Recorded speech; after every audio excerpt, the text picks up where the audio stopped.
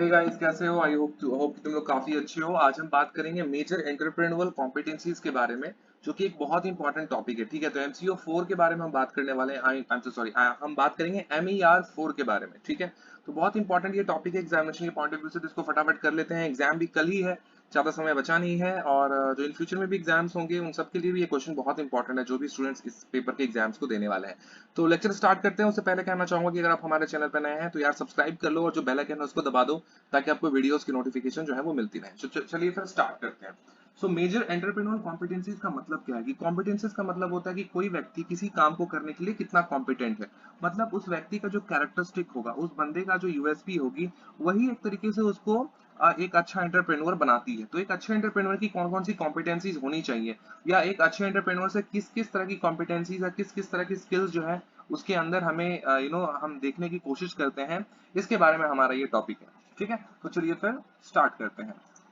Now, the knowledge of entrepreneurial competencies has been sharpened over the last 3 decades. Earlier, there used to be firm belief that those persons with business family background could become successful entrepreneurs. ठीक है ना? तो पिछले कुछ सालों में, पिछले 3 दशकों से, मतलब पिछले 30 सालों में तकरीबन एक तरीके से ये जो कंसेप्ट था कि भाई जो लोग अमीर हुआ करते थे, या फिर जिन लोगों की फैमिली ऑलरेडी बिजनेस में थी, वही आगे जाकर के अच्छा बिजनेस कर सकती थी, या वही आगे जाकर के अच्छा एंटरप्रेन्योर्स बन सकती थी। इस मिथ को, इस तरीके से ये जो स्टीरियोटिपिकल थिंकिंग थी, इसको बदला गया है। पिछले 3 दशकों में ये देखा गया है कि इंटरपेर्सनल कॉम्पिटेंसीज जो है वो डेवलप की जा सकती हैं। लोगों को अगर सही तरीके से गाइड किया जाए, उनको पढ़ाया जाए, उनको सिखाया जाए, तो लोग एंटरप्रेन्योर कॉम्पिटेंसीज हासिल कर सकते हैं। लेकिन पहले ये बिलीव हुआ करता था कि ये जो है सिर्फ उन्हीं लोगों के लिए है, या फिर ये सिर्फ वही काम, इस काम को वही लोग अच्छे तरीके से कर सकते हैं जो कि इस काम में ऑलरेडी इन्वॉल्व है। जैसे कि कोई बिजनेस फैमिली है, तो उसी घर घराने के बंदे जो है वो अच्छे सक्सेसफुल एंटरप्रेन्योर्स बन सकते हैं। बट इस मिथ को अब तोड़ दिया गया है। Subsequently, there was a belief that individuals need technical know-how as a major requirement for being successful in launching the industrial venture. ये बात भी बोली जाती है कि आपके पास जो है टेक्निकल नो हाउ होना इंपॉर्टेंट है, कि किस तरीके से काम हो रहा है वगैरह वगैरह, ये भी होना बहुत इंपॉर्टेंट है। ऐसा पहले सोचा जाता था, लेकिन अभी के टाइम पे ऐसा नहीं है। यहाँ पे 2-3 लोग मिल करके आपस में जिनका स्किल्स डिफरेंट डिफरेंट है, जो कि डिफरेंट डिफरेंट चीजों को संभाल सकते हैं, ये लोग मिल करके आपस में एंटरप्रेन्योर बन सकते हैं और साथ में बिजनेस को स्टार्ट कर सकते हैं। Right? So in order to understand clearly what it takes to be a successful entrepreneur, EDI took up a research project, है ना, based on the major studies done in this area. Following is a list of major competencies that contribute towards top performance, है ना। तो इसको लेकर के बाद में फिर रिसर्च करा गया कि भाई क्या है, कौन कौन सी चीजें जो है वो इंपॉर्टेंट होती हैं, कौन कौन से ऐसे कैरेक्टरिस्टिक है जो कि एक एंटरप्रेन्योर को सक्सेसफुल बनाता है। तो इन्हीं सब के बारे में जो एक एक करके यहाँ पे चीजें जो हम करेंगे। ये सारी चीजें जो है रिसर्च में निकल करके आई हैं। सबसे पहला होता है कि इनिशिएटिव। तो कोई भी एंटरप्रेन्योर का के लिए इनिशिएटिव लेना बहुत इंपॉर्टेंट है। अगर बंदा इनिशिएटिव नहीं लेगा तो वो सरवाइव नहीं कर सकता, है ना। बिना डरे, बिना हिचके, अगर आपको किसी चीज पे भरोसा है तो आपको इनिशिएटिव लेना इंपॉर्टेंट है। तो इनिशिएटिव का मतलब क्या होता है? All entrepreneur takes action. किस तरह का एक्शन लेगा? That go beyond the job requirements और डिमांड ऑफ द सिचुएशन। ठीक है, जो सिचुएशन डिमांड कर रहा है, समटाइम्स आप उसके बाहर, आउट ऑफ द बॉक्स आपकी थिंकिंग होनी चाहिए। जब भी आपको एंटरप्रेन्योर एक्शन जब लेते हैं, तो उसी तरह की उनकी थिंकिंग होती है, out of the box situation होता है ना। ऐसा नहीं कि सब चीज बना बनाया है, आपने बस डिसीजन ले लिया और चीजें जो है आसानी से हो गई। चीजें आसानी से कभी नहीं होंगी एंटरप्रेन्योर के केस में, क्योंकि यहाँ पे आपको रिस्क लेना सिखाया जाता है, आपको रिस्क लेना पड़ता है। ठीक है, और क्या करता है entrepreneur? Does things before being asked और फोर्स्ड बाय द इवेंट, है ना। इवेंट्स, कोई भी इवेंट जब आएगा तो या तो वो आपको प्रेशराइज करेगा कि आप इस तरीके से करो, है ना, आपको फोर्स करेगा, या तो आपसे पूछा जाएगा कि भाई क्या तुम इवेंट के लिए तैयार हो, है ना। तो एक नॉर्मल बंदा तो तैयार नहीं होगा, लेकिन एक एंटरप्रेन्योर ऑलरेडी उस चीज के लिए तैयार होगा।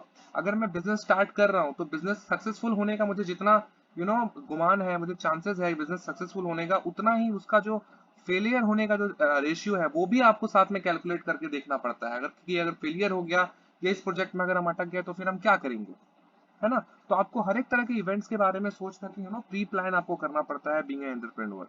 ठीक है ना, ये चीजें करनी पड़ती हैं। तीसरा है acts to extend the business into new areas, products and services. यहाँ पे आप different different areas, different different products and services में आप जाने की कोशिश करते हो।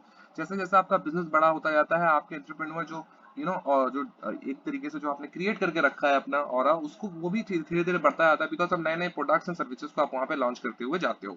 जैसा कि आपको पता है कि कोई एक कंपनी बहुत सारे बिजनेस में है, जैसे कि टाटा का एग्जांपल ले लो, रिलायंस का एग्जांपल ले लो, ये सारे के सारे सिर्फ एक ही बिजनेस में नहीं है, ये डिफरेंट डिफरेंट बिजनेसेस करते हैं। तो ऐसा तो नहीं है कि सारे के सारे बिजनेस इन लोगों ने एक ही साथ स्टार्ट किया था, राइट, ऐसा तो नहीं है। बट लेटर ऑन जैसे जैसे उनका बिजनेस बड़ा होता गया, जैसे जैसे लोग उसमें जुड़ते गए, जैसे जैसे उनको अपनी कॉम्पिटेंसी पता चली कि हम इस वाले सेक्टर में घुस सकते हैं, तो उस वाले सेक्टर में वो लोग चले गए। तो एक इनिशिएटिव लेना, है ना, वो बहुत इंपॉर्टेंट होता है एंटरप्रेन्योर के लिए। सेकंड पॉइंट है seize and act on opportunities.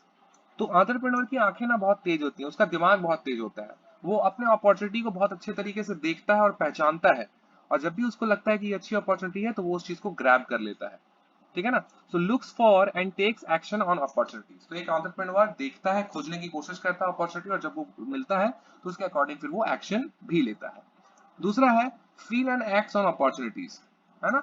ये एंटरप्रेन्योर जो होता है वो अपॉर्चुनिटीज के ऊपर एक्ट करता है, उसको फील करने के बाद, मतलब यहाँ पे जो यहाँ पे देखने की बात की गई थी उसी को एक्सटेंड करके यहाँ पे फील करने की बात की गई है, उसको अंदर से फीलिंग होता है कि ये डिसीजन सही रहेगा, और वो फिर जो है उस चीज के ऊपर काम करता है। seizes unusual opportunities to obtaining finance, equipment, land, work space और assistance, है ना। तो ये इस तरह की जो अपॉर्चुनिटीज होती हैं, फाइनेंस एक्वायर करने का, इक्विपमेंट लेने का, लैंड एक्वायर करने का, इस तरह के अपॉर्चुनिटीज को भी वो देखता है, और अगर वो उसके लिए बेनिफिशियल होता है तो वो उसके ऊपर भी वो काम करता है, ठीक है।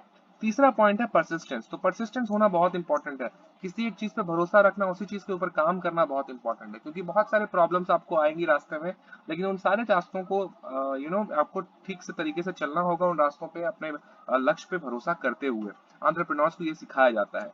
Takes repeated actions to overcome obstacle that get in the way of reaching goals। तो जो भी आपके पास ओवर ऑब्स्टेकल आ रहा है, बार बार ऑब्स्टेकल आ रहा है, तो आप अपना रिपीटेड आप एक्शन लेते हो उसके ऊपर, ताकि आपका ऑब्स्टेकल जो है वो हट जाए।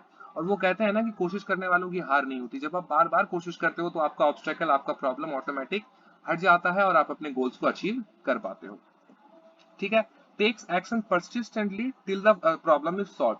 ये जो बंदा होगा एंटरप्रेन्योर ना, वो कॉन्टिन्यूअस कोशिश करता रहेगा ताकि जो प्रॉब्लम है उसको सॉल्व किया जा सके, वो हाथ पे हाथ धरे बैठता नहीं है। एंटरप्रेन्योर की एक खासियत होती है कि जब उनको कोई भी असाइन टास्क किया जाता है, या जब भी वो एक्चुअली असाइन टास्क करते हैं, वो जब किसी टास्क को अपने मन में ठान लेते हैं कि नहीं मुझे ये करना है, तो फिर वो उस चीज के ऊपर परसिस्टेंटली काम करते रहते हैं जब तक कि वो काम उनका पूरा नहीं हो जाता है। तो ये भी एक यहाँ पे पॉइंट है। अगला है टेक्स रिपीटेड और different actions to overcome obstacles. तो ये पहले वाले पॉइंट का ही एक तरीके से एक्सटेंशन है। वहां पे सिर्फ बोला गया था कि रिपीटेड एक्शन लेता है, और यहाँ पे रिपीटेड के साथ साथ डिफरेंट एक्शंस भी लेता है, sometimes as per the requirement, ताकि उसका ऑब्स्टेकल से वो आगे निकल पाए, ठीक है। Problem solving. तो एक प्रॉब्लम सॉल्विंग नेचर होता है, किसी भी तरह का प्रॉब्लम हो जाए एंटरप्रेन्योर उस प्रॉब्लम को सॉल्व जरूर कर लेगा। तो ये एक नेचर उनके अंदर डेवलप किया जाता है, ये डेवलप हो जाता है जब वो उस माहौल में रहते हैं। So identifies new opportunity, new and potentially unique ideas to reach goals, है ना। अपने गोल्स को उस तक पहुंचने के लिए जो है नए नए आइडियाज, जो पोटेंशियल यूनिक आइडियाज हैं उसके दिमाग में आते हैं, क्योंकि जब आप प्रॉब्लम सॉल्व करने की कोशिश करते हो ना, तो यहाँ पे आपके दिमाग में आइडियाज ऑटोमेटिकली आएंगे। जब आप सोचोगे तो आपके दिमाग में ऑटोमेटिकली आएगा कि ये अब करना मेरे लिए सही होगा, आप बेस्ट ऑप्शन चूज करने की कोशिश करोगे, है ना। तो प्रॉब्लम सॉल्विंग में ये सारी चीजें हैं। Switches to an alternative strategy to reach a goal, है ना। अगर ऑल्टरनेटिव स्ट्रेटेजी हम अपना सकते हैं तो वो ऑल्टरनेटिव स्ट्रेटेजी भी अपनाता है अपने गोल को रीच करने के लिए। जनरेट न्यू आइडियाज और इनोवेटिव सॉल्यूशंस, वो नए नए आइडियाज भी जनरेट करता है, साथ ही साथ उसको जो सॉल्यूशंस है उसको भी प्रोवाइड करने की कोशिश करता है, जो इनोवेटिव सॉल्यूशंस होते हैं उसके थ्रू वो अपने प्रॉब्लम्स को ठीक करने की कोशिश करता है। सेल्फ कॉन्फिडेंस होना बहुत इंपॉर्टेंट है। तो उसके अंदर सेल्फ बिलीव बहुत ज्यादा होता है, उसकी ओन एबिलिटीज उसके पता होती है कि उसकी क्या एबिलिटीज हैं, उसके अंदर सेल्फ कॉन्फिडेंस बहुत ज्यादा होता है। Expresses confidence in own ability to complete a task और मीट अ चैलेंज, है ना। उसी चीज को बोला गया कि वो अपने ऊपर बहुत ज्यादा भरोसा करता है कि वो किसी भी टास्क को कंप्लीट कर सकता है, या किसी भी चैलेंज को वो पूरा कर सकता है। Stick with own judgement in the face of opposition और अर्ली लैक ऑफ सक्सेस, है ना। अपने जजमेंट से वो कभी भी पीछे नहीं हटता। सपोज स्टार्टिंग में जो है उनको सक्सेस नहीं मिला, तो वो अपोजिशन की तरह खुद के ऊपर बिलीव नहीं करता, या खुद को रिग्रेट नहीं करता कि मैंने ये गलत डिसीजन ले लिया। वो अपने जजमेंट के साथ स्टिक टू रहता है, उसके साथ वो जुड़ा रहता है जब तक कि वो अपने गोल को अचीव नहीं कर लेता।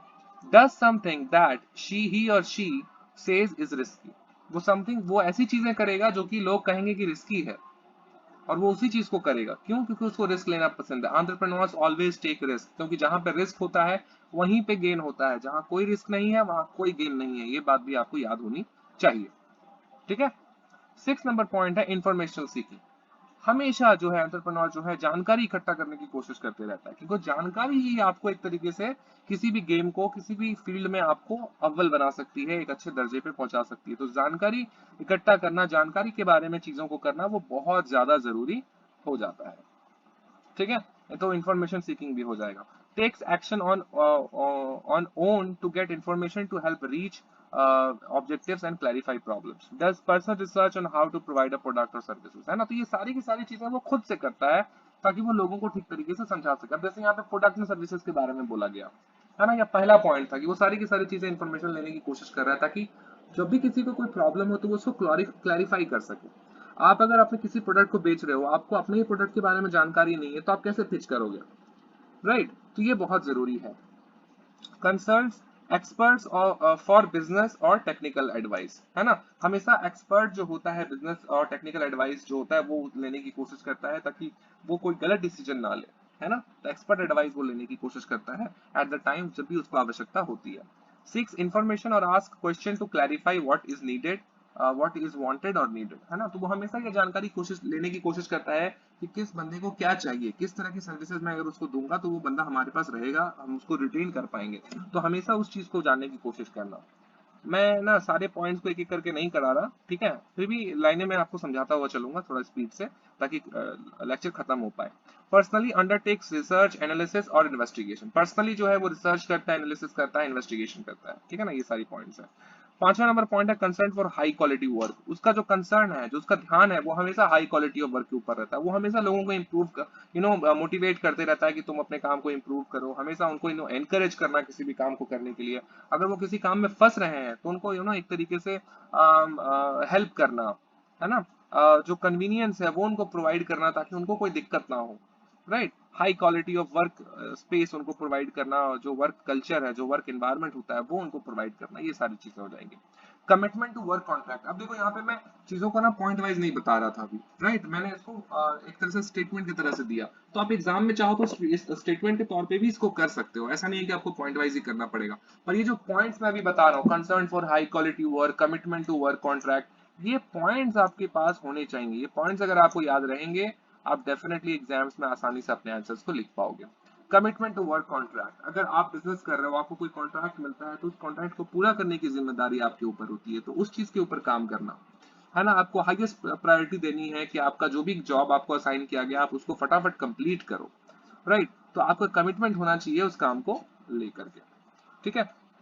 उसी से रिलेटेड एक तरीके से स्टेप्स यहाँ पे लिखा हुआ है कि फुल रिस्पॉन्सिबिलिटी आपको लेनी चाहिए, पिच करना चाहिए वर्कर्स के सामने अपने काम को पूरा करने के लिए, उनको एनकरेज करना चाहिए वगैरह वगैरह।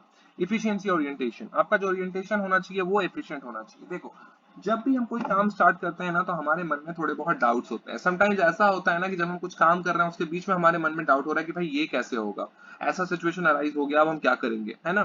तो आपका ओरिएंटेशन जितना अच्छा होगा आपका उतना बेहतर ही होगा। आपको अपना बस अपना गोल देखना है और उस गोल को अचीव करने के लिए जो भी चीजें आपको करनी पड़ रही हैं एथिकली, वो चीजें जो है आपको करनी है। आपका एफिशिएंसी ओरिएंटेशन होना बहुत इंपॉर्टेंट है। एफिशिएंट लोगों के साथ आप काम करोगे, आपका एफिशिएंसी ओरिएंटेशन का पॉइंट जो है वो ऑटोमेटिक बेहतर होता जाएगा, ठीक है। किस सिचुएशन को किस तरीके से हैंडल करना है, आपको हर एक चीज क्लियर होनी चाहिए आपके दिमाग में। किस सिचुएशन पे हम ये करेंगे, किस तरीके से हम पैसे बचा सकते हैं, राइट। ये एफिशिएंसी ओरिएंटेशन का होना बहुत ज्यादा इंपॉर्टेंट हो जाता है। सिस्टमैटिक प्लानिंग तो बहुत ही इंपॉर्टेंट है। सिस्टमैटिक प्लानिंग अगर आप नहीं करोगे तो बहुत दिक्कत होगी। प्लानिंग का एक बहुत बड़ा रोल होता है किसी भी चीज में। अगर आपको मैनेजमेंट करना है कोई भी चीज में, आपको जो है ये होना बहुत ज्यादा इंपॉर्टेंट है। आपको प्लानिंग करना बहुत इंपॉर्टेंट है। स्टेप बाय स्टेप आपको चलना होगा अपने गोल्स को अचीव करने के लिए, है ना। Plans by breaking a large task down into subtask, अगर आपको कोई बहुत बड़ा सा टास्क मिला है तो आपको कोशिश करना है कि आप उस टास्क को वन बाय वन धीरे धीरे करके जो है आप उसको पूरा कर लें, है ना। एक बार में किसी भी चीज को करना मतलब मुश्किल होता है, पर अगर आप धीरे धीरे तोड़ तोड़ के करेंगे तो वो बहुत ही आसानी से हो जाएगा, ठीक है। So this is the end of this video, जहां पे मैंने इंपॉर्टेंट कॉम्पिटेंसीज बताई हैं किसी भी एंटरप्रेन्योर के। आई होप कि आपको वीडियो पसंद आया होगा। पसंद आया तो प्लीज लाइक कमेंट और शेयर करें। मिलते हैं अगले वीडियो में, अपना ख्याल रखो, बाय, थैंक यू।